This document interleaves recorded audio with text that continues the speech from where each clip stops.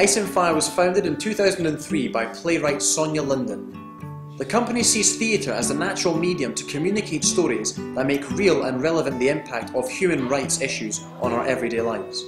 The first play that Ice and Fire did was a play that I wrote while I was at the Medical Foundation for the Care of Victims of Torture, which is a human rights organisation where I was writer-in-residence for a number of years. And the play was called I Have Before Me a Remarkable Document Given to Me by a Young Lady from Rwanda. While I was there, I was helping people to write out their experiences, but I was very keen also to try and get their stories into the public domain through their own writing. And also possibly through mine, and that really seeded the idea for a theatre company, to create a theatre company that could put into the public domain these quite remarkable stories. Ice and Fire productions have been seen by over 6,000 people. Welcome to Ramallah, a co-production with York Theatre Royal, had a sellout season in London in 2008 and had its US premiere in San Diego in 2009. Crocodile Seeking Refuge toured the UK in 2006 to venues including Royal Exchange Manchester after successfully opening the Lyric Hammersmith's mixed season in 2005. Young Lady from Rwanda not only sold out its original productions, but has now been performed all over the world, including 25 productions in the United States. But can I give you my writing now?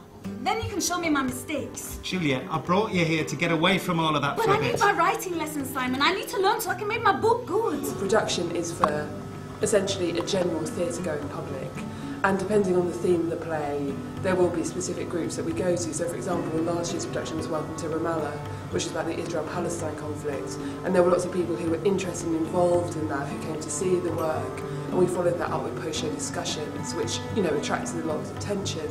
Ice and Fire's projects are divided across 4 strands: production, participation, education, and outreach, also known as Actors for Human Rights.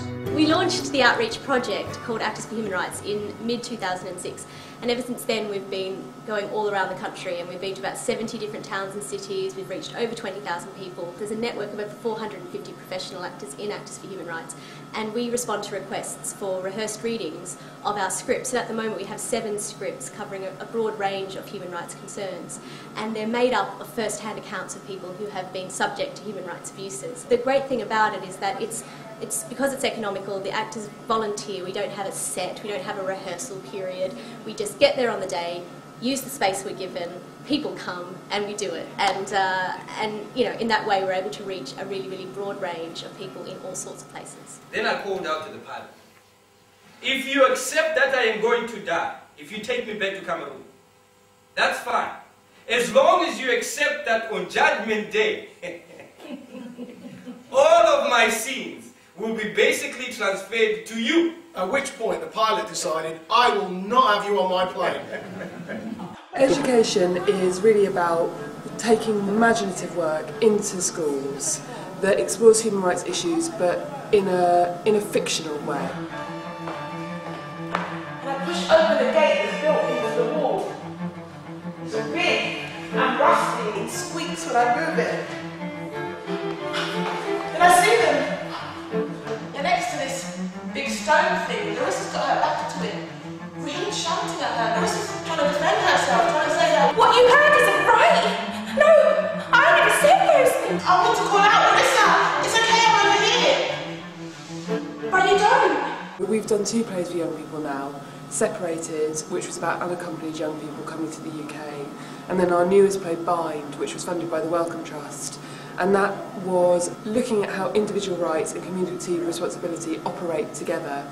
And we use the idea of vaccination as a way into that. And we're looking at ways of developing our work for young audiences, about taking that further, taking that into theatres. So really taking the themes of our work and seeing how they can be applied in different ways.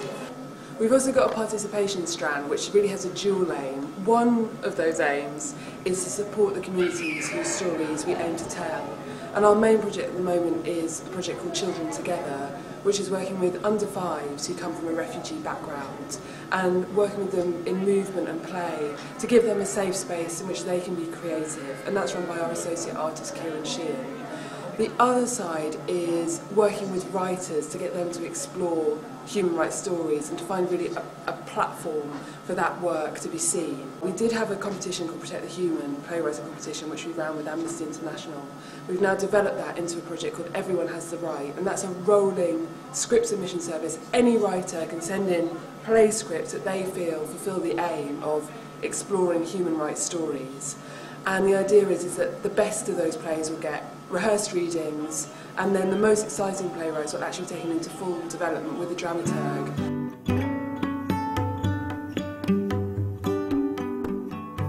On the Record is a play about 6 individuals who have gone to great extremes to challenge the official version of the truth in their own countries, and they're journalists or photojournalists. We have collected a lot of the material based on what they've said, based on interviews, based on things that are on the public record about them, and crafted that into a script. Human rights are often dismissed as things that other people in far-flung countries and developing countries need, and we tend to have this sort of abstract view of human rights, but what we want to do is try and make them real and relevant to people's everyday lives. It's a very rich scene, and using drama to explore that scene is a really, really good way, we feel, of unpicking what people see as a very complex area and contextualising human rights in a way that it often isn't contextualised, and actually humanising things that people find difficult or remove from them, as Christine said.